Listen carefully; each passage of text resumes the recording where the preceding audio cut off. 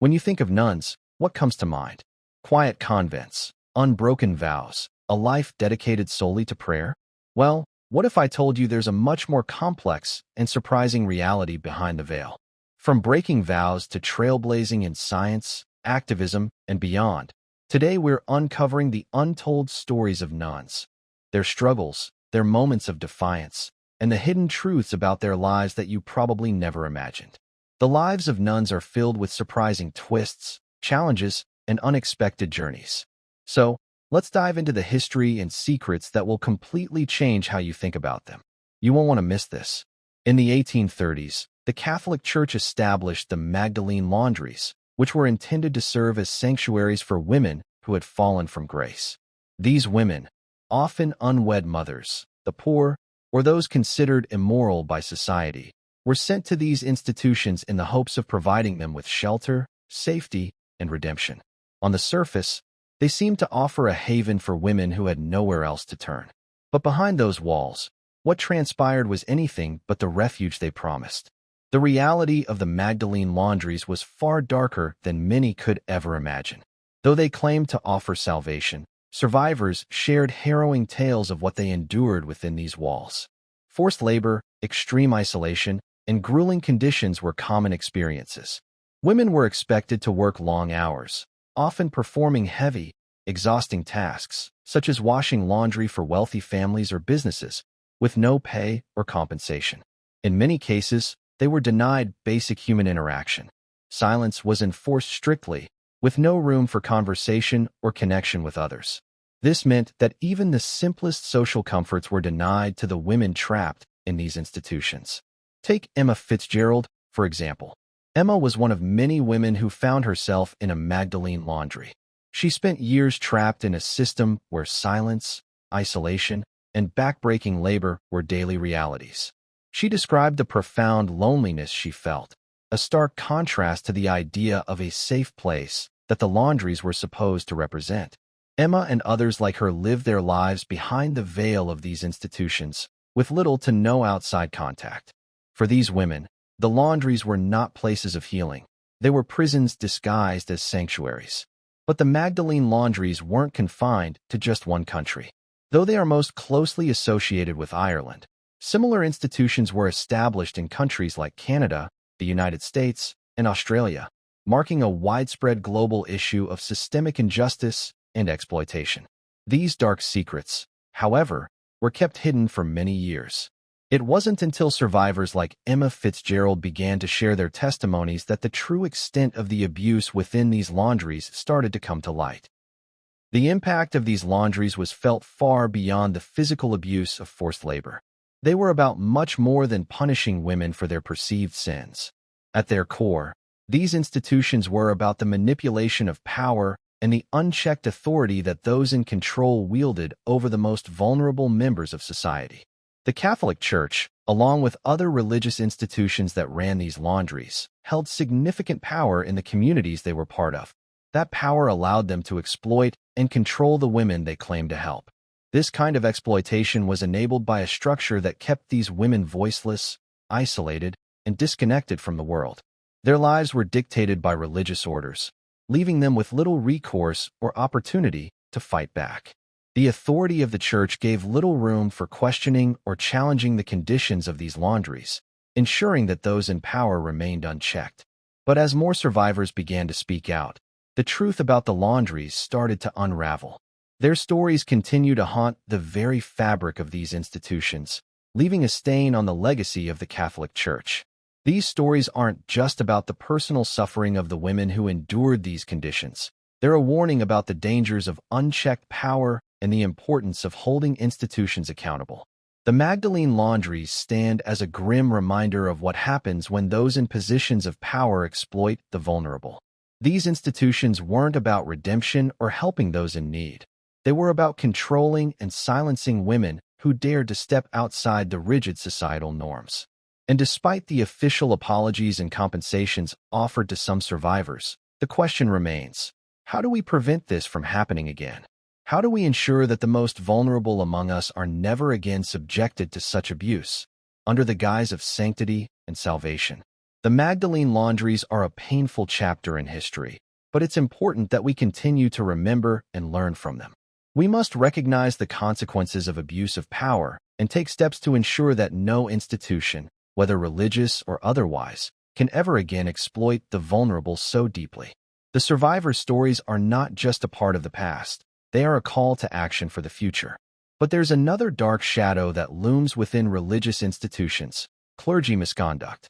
Over the years, disturbing reports have surfaced about the mistreatment of nuns by members of the clergy, revealing a disturbing side to the power dynamics within the church.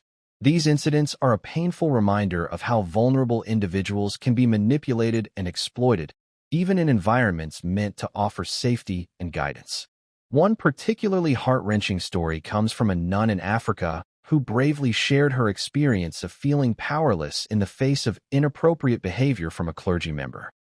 Her testimony, along with many others, underscores the harsh reality that vulnerabilities still exist within these institutions, leaving many with no voice to speak out against the abuse they suffer. This issue has sparked outrage and concern around the world, leading to calls for systemic change. In 2019, Pope Francis publicly acknowledged the problem, urging the Church to implement reforms and introduce greater oversight to prevent future abuse. His acknowledgement was a step toward addressing the problem, but the road to rebuilding trust and ensuring accountability remains a long and challenging one. As survivors continue to share their stories and demand justice, the Church is faced with the urgent need for profound change. The question remains: how can religious institutions protect their members and restore the faith of those who have been harmed? The journey towards reform is just beginning, and it's one that requires commitment, transparency, and a deep reckoning with the past. As if personal misconduct weren't enough, the Catholic Church has also been rocked by financial scandals that have deeply shaken the faith of many. One of the most shocking cases involved two sisters, Helen Moran and Clara Gibson, who embezzled over $500,000 from a Catholic school in California. The funds, which were meant for tuition and school improvements, were instead used by the sisters for personal expenses, including leisure activities. This betrayal not only robbed the institution of vital resources, but also caused a significant loss of trust within the community. Unfortunately, this wasn't an isolated incident. In 2019, a nun in Italy was convicted of misappropriating over €1 million, money that was meant for charitable causes. Instead of using the funds to help those in need, she redirected them toward personal luxury purchases. This kind of financial mismanagement is deeply troubling, as it undermines the very mission of religious organizations, which are meant to serve and support communities, not exploit them for personal gain. Such scandals raise serious concerns about the lack of financial oversight within religious institutions. For communities, donors, and vulnerable individuals who rely on these funds, the sense of betrayal is profound. In response, some dioceses have implemented stricter financial protocols, such as independent audits and third-party oversight, to ensure greater transparency. However, many still question whether these measures will be enough to restore trust and prevent future scandals. The road to rebuilding faith in the Church's financial integrity is long, and the consequences of these actions will be felt for years to come. The decision to break one's vows is never an easy one. For many nuns, it's a decision that comes after years of inner reflection, struggle, and emotional turmoil. When faith intersects with human emotions, the journey can be incredibly complicated, as deeply held beliefs and desires clash. Sister Grace's story is a perfect example of this complex reality. After dedicating 20 years of her life to the convent, Sister Grace found herself experiencing feelings that she hadn't anticipated. She became emotionally drawn to another member of the clergy, and over time, that connection grew stronger. It was an internal conflict, one that pulled her between her vows of celibacy and her growing emotional attachment. This wasn't just a passing feeling. It was something that felt real and meaningful, challenging the very core of her commitment to religious life. After much contemplation, Sister Grace made the brave decision to leave the convent. She chose a new path, one that involved marriage and a redefined relationship with her faith. Her journey wasn't about abandoning her beliefs, but about transforming her understanding of them. It was about finding a way to live her faith outside the walls of the convent, in a way that honored both her emotional needs and her spirituality.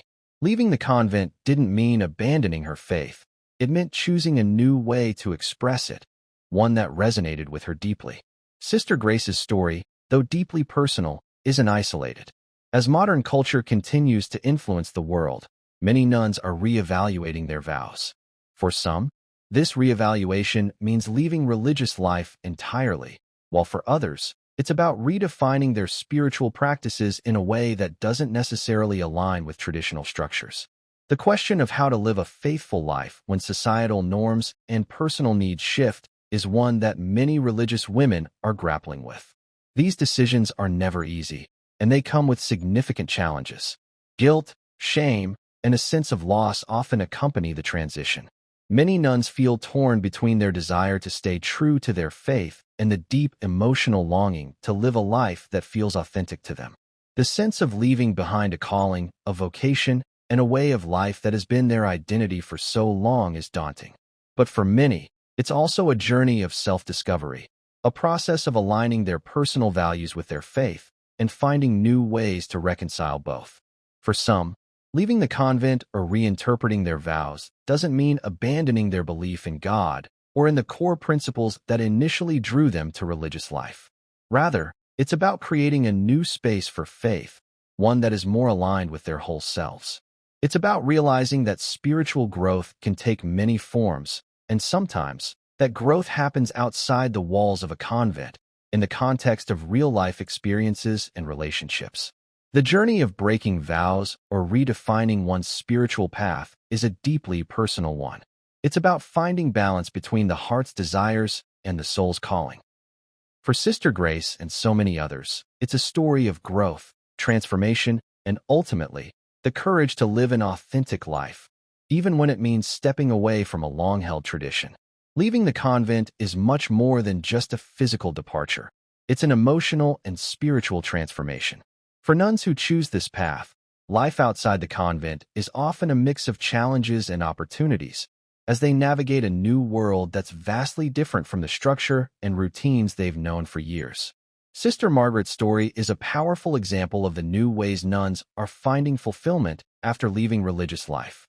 After spending 15 years in the convent, Sister Margaret chose to transition into a new role that allowed her to continue living out her faith in a different way. She became a counselor, supporting survivors of domestic violence. As she puts it, "I didn't abandon my faith. I simply found a new way to live it."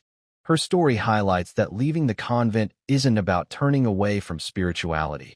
Rather, it's about finding new avenues to serve, heal, and contribute to the world in meaningful ways. For many nuns, leaving religious life is not just about stepping away from tradition. It's about exploring new ways to grow personally, spiritually, and professionally. While some may face financial struggles or the social stigma of leaving a long-held vocation, many others find renewed purpose in new careers, building families, or giving back to their communities. These journeys are not without their challenges, but for many, they lead to a deeper sense of fulfillment and a richer understanding of how to live a life of faith outside the convent walls. The image of nuns has changed drastically over the years. Today, many nuns defy the traditional mold and live in ways that challenge long-standing stereotypes. Take Sister Rachel in Chicago, for example. She runs a bakery that not only creates delicious goods, but also supports local homeless shelters, providing nourishment to those in need. Or Sister Clara, who works tirelessly to promote ethical corporate practices, demonstrating that faith and business can work hand in hand for the common good. These women, living outside the convent, are showing us that faith and service can take many forms. Modern nuns like Sister Rachel and Sister Clara challenge the perception that spirituality must be confined to convent walls. They are blending their faith with professional careers, social work, and activism, proving that the heart of service can thrive in the world.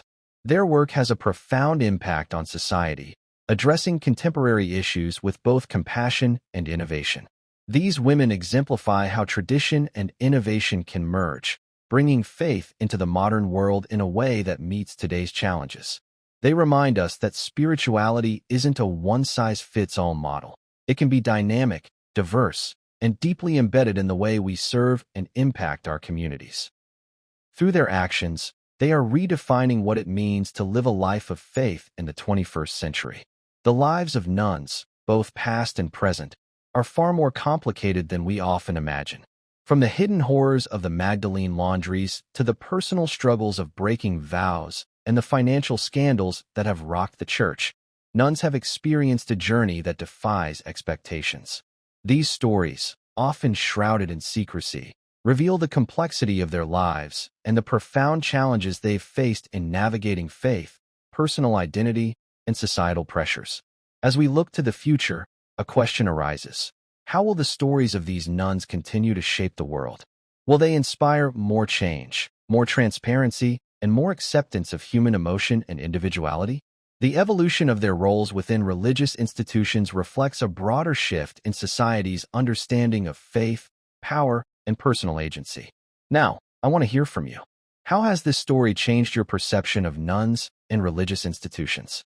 Let me know your thoughts in the comments below. I'm eager to hear your reflections and insights on this topic.